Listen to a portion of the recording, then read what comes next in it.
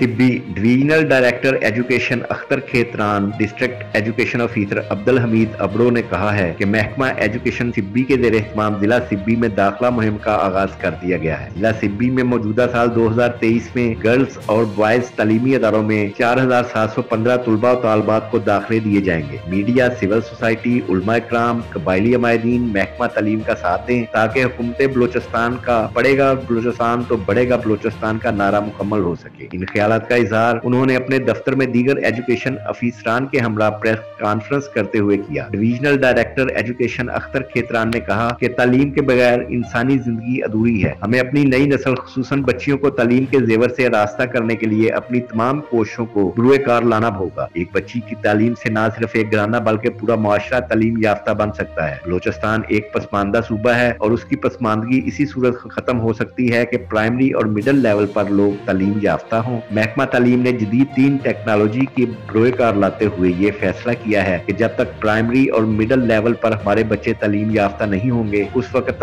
हम तालीम के मैदान में कामयाबियां हासिल नहीं कर सकते। महकमा तालीम के ज़ेर एहतमाम जिला सिब्बी में दाखिला मुहिम का आगाज 1 मार्च से शुरू किया गया है जो 1 अप्रैल तक जारी रहेगा।